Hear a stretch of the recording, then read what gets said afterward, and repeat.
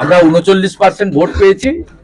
আমরা যদি 45% ভোট অর্জন করতে পারি এবং এসআইআর ঠিকঠাক মতো হয়, ছাপ্পা ভোট আটকানো যায়, ভারতীয় জনতা পার্টি পশ্চিমবঙ্গে আর 5% বাড়তি ভোট পেলে আমরা এখানে সরকার করব।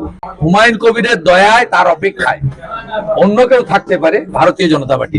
এখানে ভোটের অর্ডার হয়েছিল অল বিধায়ক আর ইকুয়াল। আপনি দেখবেন বিধানসভার ফ্লোরে স্পিকার ছাড়া সকলের চেয়ার কিন্তু সমান থাকে।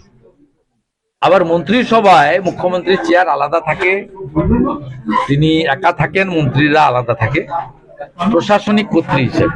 বিধানসভায় অল ইকুয়াল, 294 ইকুয়াল।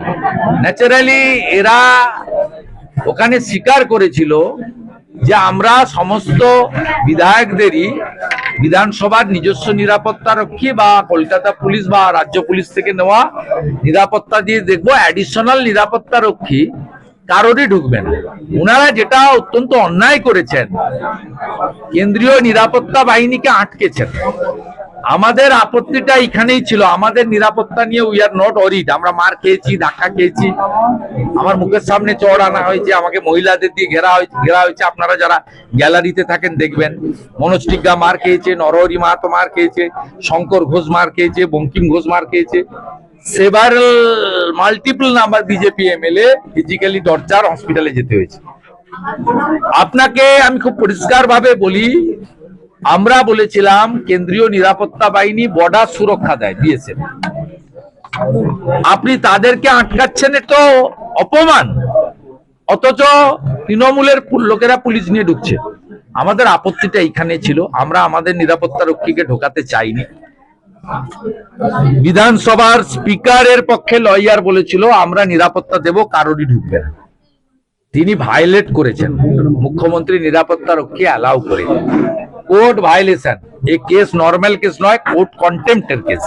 কোর্ট কন্টেম্পটের কেসে বিচারপতি সঠিকভাবেই কালকে বলেছেন, বাকিটা বিচারপতির উপর আমি আস্থা রাখছি।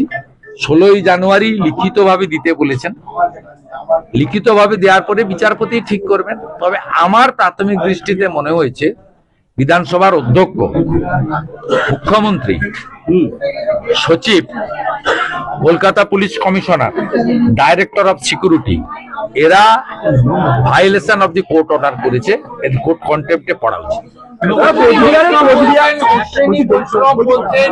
একের পর এক রেলের প্রকল্প পশ্চিমবঙ্গে আটকে রয়েছে। আমি সোশ্যাল মিডিয়ায় দিয়েছি।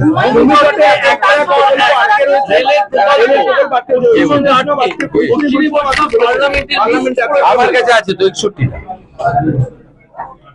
মাননীয় প্রধানমন্ত্রী পরিবর্তন সংকল্প সভাতে আলিপুরদুয়ারে বলেছেন, এই সরকার জাতীয় সড়কের জন্য জমি দেয় না, এই সরকার এয়ারপোর্টের জন্য জমি দেয় না। কলাইকুণ্ডা, হাসিবাড়া, বাগডোগরা নতুন এয়ারপোর্ট, কলকাতা এয়ারপোর্টের এক্সপেনশন, নর্থ বেঙ্গলে এইমস, এমন 61টা রেল প্রকল্পের জন্য তিনি জমি দেন না।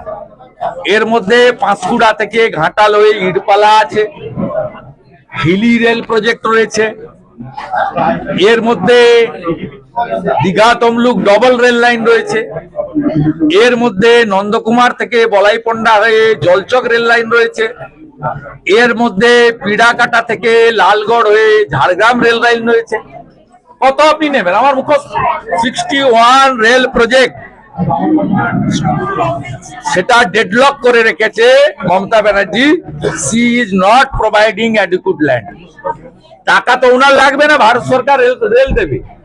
উনার এত যন্ত্রণা কেন? এই মুখ্যমন্ত্রীকে সরান, নইলে খানাকুলে কোনোদিন রেল হবে না, দমকল রানীনগর, করিমপুর তেহট্ট, জলঙ্গিতে কোনোদিন রেল আসবে না, হিলি বর্ডারে কোনোদিন রেল যাবে না, জলেশ্বর, চন্দনেশ্বর, বালেশ্বরকে দীঘার সঙ্গে কোনোদিন পুরীকে দীঘাকে যুক্ত করতে পারবেন না। এই মুখ্যমন্ত্রীকে যদি না সরান, এই মুখ্যমন্ত্রীকে যদি না সরান, ঘাটালের লোক, তারা পাঁশকুড়ার লোক, ঘাটাল আরামবাগ রেল লাইন কোনোদিন দেখতে পাবেন না।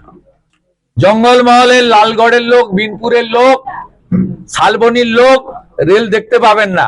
পিড়াকাটা থেকে ভাদুতলা থেকে পিড়াকাটা হয়ে লালগড় হয়ে ঝাড়গ্রাম, কোনো জায়গায় দেবে না, কি তাড়ান। No vote to মামত।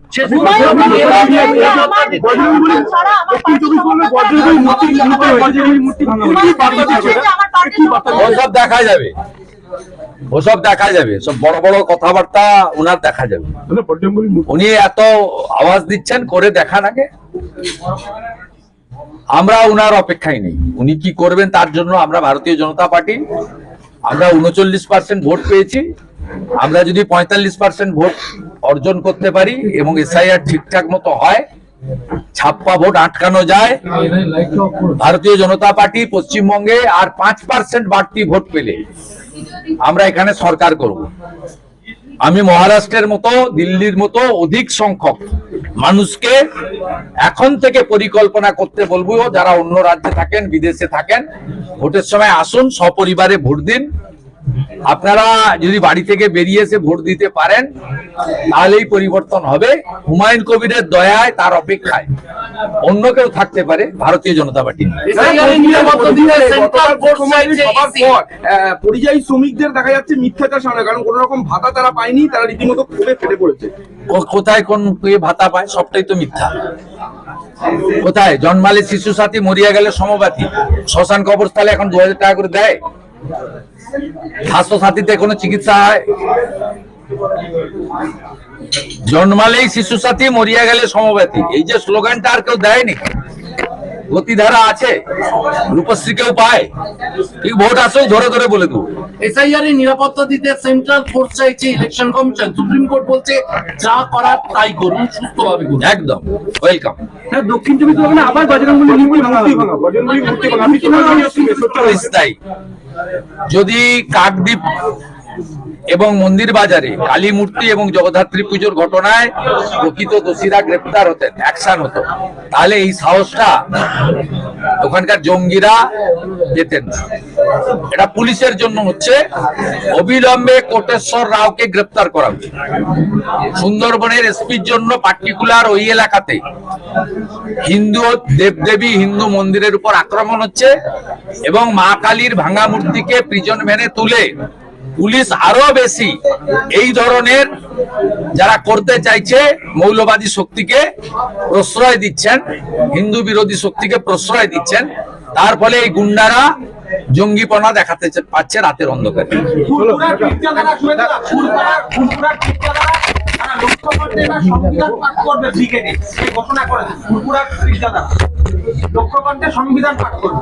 সংবিধান পাঠ তো হবেই। সংবিধান, পশ্চিমবঙ্গের সংবিধান তো বিপর্যস্ত। সংবিধানের 4টে পিলার। প্রথম হচ্ছে ল মেকার, দ্বিতীয় হচ্ছে ব্যুরোক্রেসি, দ্বিতীয় হচ্ছে জুডিশিয়ারি, চতুর্থ হচ্ছে মিডিয়া। ফুরফুরা শরীফ থেকে আরামবাগ খুবই কাছে। আরামবাগের একটি ছেলে আছে, পপুলার ইউটিউব চালায়, পোর্টাল চালায়, শফিকুল ভাই। শফিকুল ভাই যেভাবে আক্রান্ত হয়েছেন, তার মধ্য দিয়ে সংবিধানের 4র্থ স্তম্ভ তো অনেক আগেই আক্রান্ত হয়েছে। 5 বার বহিষ্কার, 11 মাস বিধানসভার বাইরে। ল মেকার, বিরোধী দল নেতা তো আক্রান্ত। সুব্রত গুপ্ত, সঞ্জয় মিত্রদের রাজ্য ছাড়তে হয়েছে। মনোজ আগরওয়ালদের কম্পালসারি ওয়েটিং এ রাখা হয়েছিল। ব্যুরোক্রেসির সৎ অফিসাররা তো আক্রান্ত। আর বাকি থাকলো জুডিশিয়ারি। রাজাশেখর মান্তার ঘরে পোস্টার ফেলা থেকে, মাননীয় রাজাশেখর মান্তার ঘরে পোস্টার ফেলা থেকে অভিজিৎ গাঙ্গুলি, মাননীয় বিচারপতি অভিজিৎ গাঙ্গুলি, এক্স বিচারপতি, মাননীয় বিচারপতি বিশ্বজিৎ বসু, মাননীয় সম্মানীয় বিচারপতি কৌশিক চন্দ্র, মাননীয় বিচারপতি অমৃতা সিনহা। জুডিশিয়ারির কে আক্রান্ত হয়নি বলুন? কোর্টের মধ্যে মাননীয় সিনিয়র লয়ার বিকাশ ভট্টাচার্য মহোদয়, ফেরদুস শামীম, এরা আক্রান্ত হন কলকাতা হাইকোর্টের মধ্যে। তাহলে সংবিধান তো বিপন্ন। ওই জন্য মুখ্যমন্ত্রী কেন্দ্রীয় সরকারের পাঠানো চিঠিকে প্রকাশ্যে ছেড়েন। তাই ফুরফুরা শরীফের যারা করেছেন তারা ভারতীয় বলে আমি মনে করি। পশ্চিমবঙ্গে বিপন্ন সংবিধান তাই তারা সংবিধান পাঠ করার মতো আয়োজন করেছেন।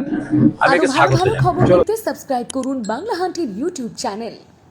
বাংলা হান্টের আরো খবর দেখতে নজর রাখুন। বাংলা খবর মানেই বাংলা হান্ট।